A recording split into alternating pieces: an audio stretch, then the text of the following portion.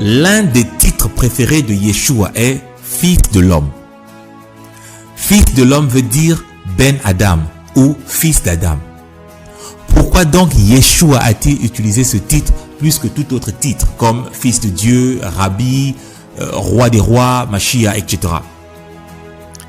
La réponse de sa préférence pour ce titre se trouve dans Genèse 3,15.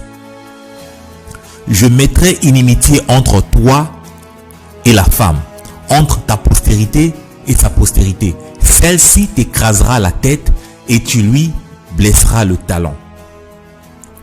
Quand le serpent avait fait tomber l'homme dans le péché, Yehovah Elohim avait prédit que la postérité de la femme viendra écraser la tête du serpent.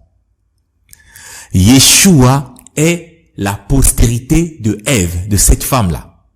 Mais étant donné que la Bible a une culture patriarcale, Yeshua se réclame donc être de la postérité d'Adam ou fils d'Adam au travers d'Ève.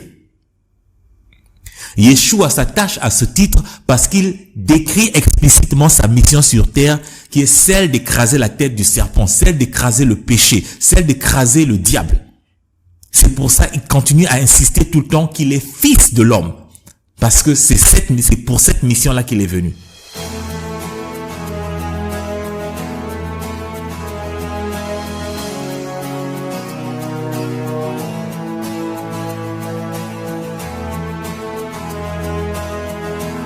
Puisque Yeshua et Yehovah sont une même personne, il devient logique de se demander si l'on peut invoquer le nom de Yeshua ou lui adresser nos prières.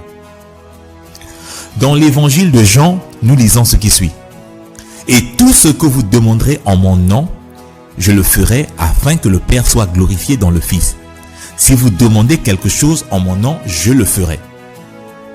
Yeshua nous dit que si nous demandons quelque chose au Père, ce n'est pas le Père qui répondra à notre prière, mais ce sera lui, Yeshua, qui répondra à notre prière. Ceci veut dire que lorsque nous demandons quelque chose au nom de Yeshua, c'est Yeshua lui-même qui exauce cette prière.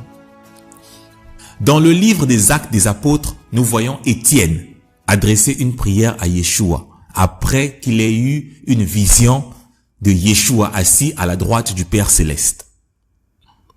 Acte 7, 59 à 60. Et ils lapidèrent Étienne, qui priait en disant, Seigneur Yeshua, reçois mon esprit. Puis s'étant mis à genoux, il s'écria d'une voix forte, Seigneur, ne leur impute pas ce péché. Et après ces paroles, il s'endormit. Il sied aussi d'étudier le terme invoqué. Selon le dictionnaire, le mot invoquer signifie appeler une puissance surnaturelle à son aide par des prières. Dans la Bible, le terme invoqué est utilisé soit pour Dieu, soit pour Yeshua, soit pour les idoles. À aucun moment, il est utilisé pour des hommes ou des autorités terrestres.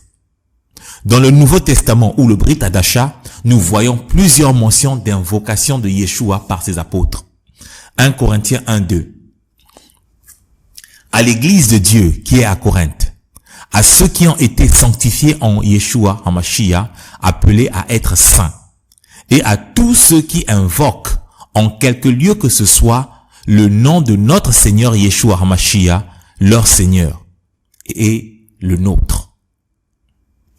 Lorsque le Seigneur Yeshua apparut à Ananias concernant la conversion de l'apôtre Paul, Ananias dit ce qui suit de Paul.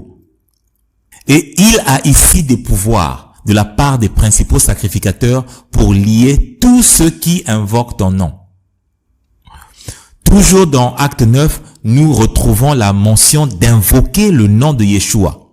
Tous ceux qui l'entendaient étaient dans l'étonnement, disant, n'est-ce pas celui qui persécutait à Jérusalem ceux qui invoquent ce nom?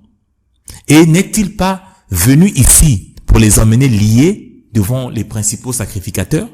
Ceci confirme bien que les premiers disciples et apôtres invoquaient le nom de Yeshua.